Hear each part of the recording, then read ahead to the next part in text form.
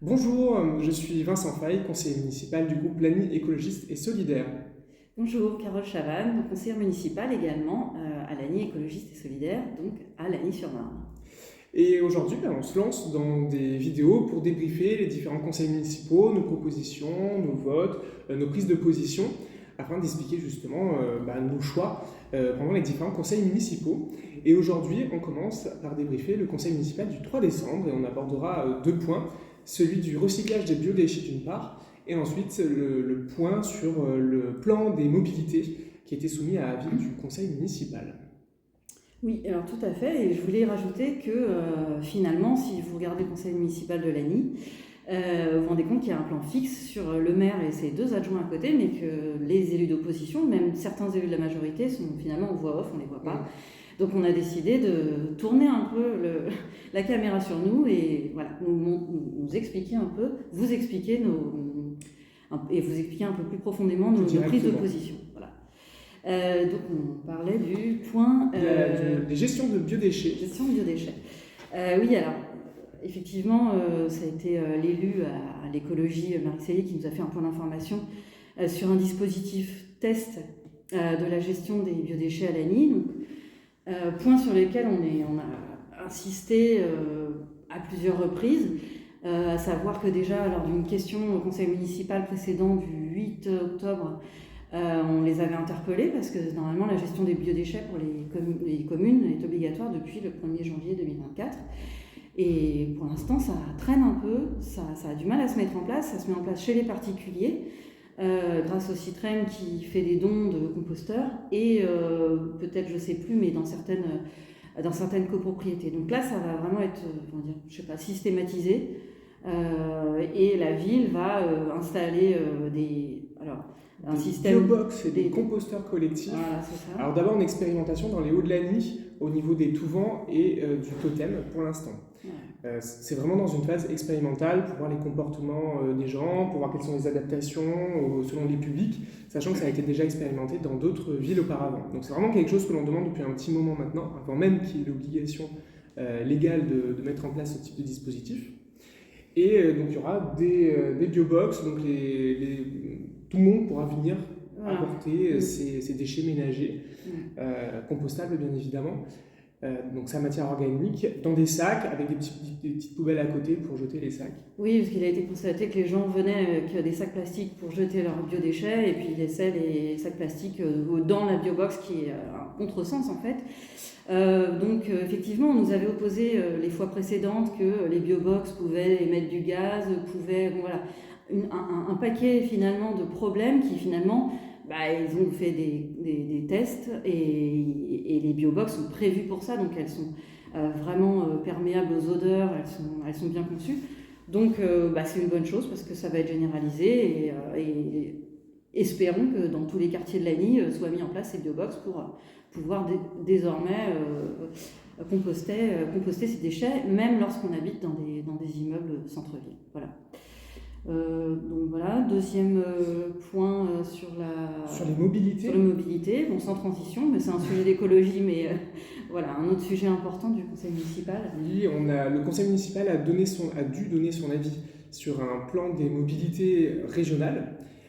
Et en l'occurrence, nous sommes intervenus sur deux points particuliers, à savoir d'une part la ligne P, qui connaît des dégradations de services conséquentes depuis maintenant plusieurs années.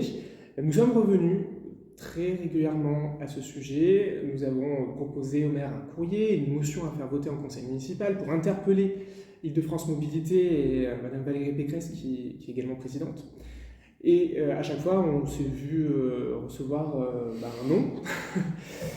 Donc on a insisté, on a continué à insister, y compris pendant ce conseil municipal, puisque il y a encore des trains qui vont être supprimés, l'abonnement va encore augmenter, et finalement, il y a beaucoup d'élus de tous bords politiques finalement qui dénoncent cette dégradation des conditions de service et qui proposent finalement des alternatives qui ne sont pas entendues pour l'instant en tout cas. Et donc on a ressollicité la majorité afin de justement interpeller Île-de-France Mobilité. En l'occurrence, nous n'avons eu strictement aucune réponse.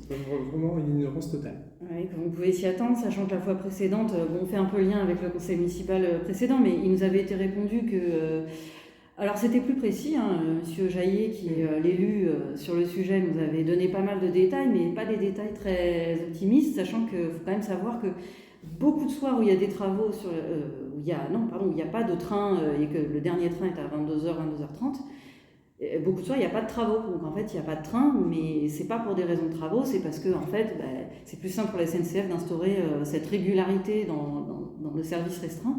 Ce qui est quand même un problème. Donc là, ils vont faire des adaptations et des aménagements. Enfin, ça reste catastrophique au niveau de cette ligne qui est effectivement qui fonctionne mal, et surtout en soirée. Et surtout qu'effectivement, il va y avoir une augmentation du pass Navigo encore. Donc, et puis il y a une importance aussi dans l'attractivité de la ville. C'est-à-dire que le plan des mobilités fixe des objectifs afin d'augmenter les transports collectifs. Sauf que très concrètement, si on a une ligne qui est dysfonctionnelle, ou qui ne fonctionne pas ou très mal, l'attractivité de la ville et ses objectifs ne pourront pas être atteints. Donc c'est pour ça que nous avons sollicité la majorité pour interpeller à nouveau Île-de-France Mobilité afin que toutes les Latiniaciennes et tous les Latiniaciens puissent utiliser ce service, avoir un service de qualité en fait. Non, sachant, comme tu l'as dit en conseil, que M.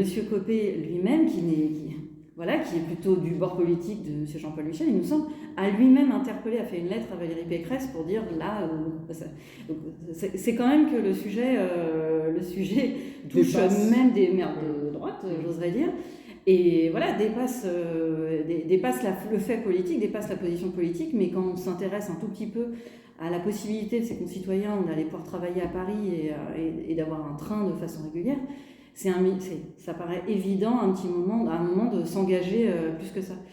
On a un peu mis Jean-Paul Michel face à cette réalité, mais on n'a pas eu de réponse, encore une fois.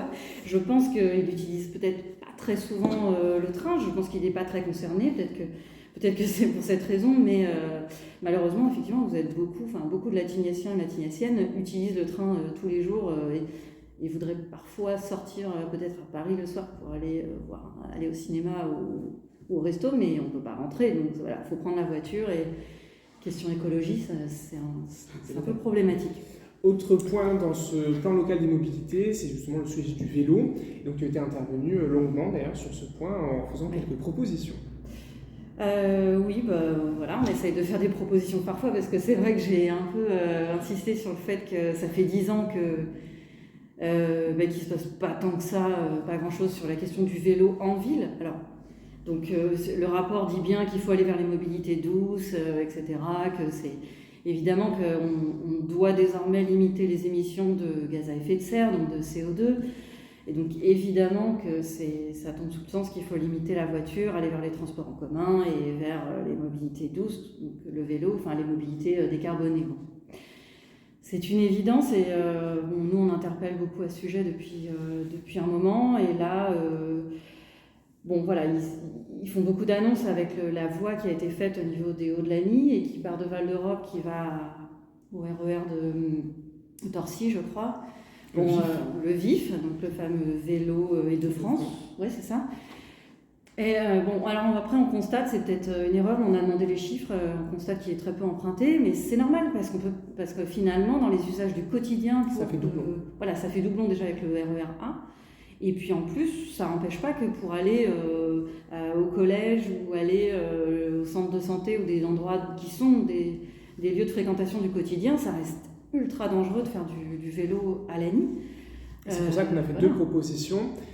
Celle de créer un parcours cycliste dans Lagny qui soit vraiment bien borné, qui soit indiqué, sécurisé, et le tout combiné à un système de communication, de sensibilisation, une campagne de sensibilisation sur la sécurité à vélo, pas seulement à destination des cyclistes, mais à destination de tout le monde, les automobilistes, mais également les piétons. Oui. Et c'est sur ce point où aussi on est revenu, parce que tout le monde ne sait pas, la ville est passée à 30, ce qui est une chose bien, parce que les rues sont petites, c'est quand même parfois étroites, et des fois il y avait des vitesses beaucoup trop élevées dans des axes de circulation qui n'étaient pas adaptés. Bon, en fait, ce 30 km/h implique, il faut le savoir, que les cyclistes ont le droit désormais de rouler à contresens dans toutes les rues. Donc si vous êtes cycliste, vous pouvez prendre les rues désormais dans n'importe quel sens. enfin en sens inverse des voitures, ce qui est un peu contre-intuitif, mais on a le droit. Et en fait, les véhicules motorisés, les voitures ne le savent pas, donc si vous arrivez en sens inverse face à une voiture, par exemple dans la rue de Lambre, vous faites klaxonner systématiquement. Voilà, donc on voulait aussi une communication à cet effet pour expliquer aux automobilistes et aux cyclistes que finalement la réglementation de la circulation en ville a changé grâce à ces 30 km/h instaurés maintenant partout. Voilà pour ces différents sujets. Bon, je pense qu'on s'en est plutôt bien sorti pour cette première vidéo. Enfin, j'espère. Oui, bon, je pense que ça a été peut-être instructif. Vous pouvez nous dire si vous avez des questions. N'hésitez pas sur le sujet. à liker, à partager. C'est ça, par là. Et des commentaires et des questions, bien sûr, on répondra. On essaiera en tout cas de répondre si on peut. Et on va préparer une autre vidéo sur d'autres sujets de ce conseil municipal, bien évidemment. Au revoir. Au revoir.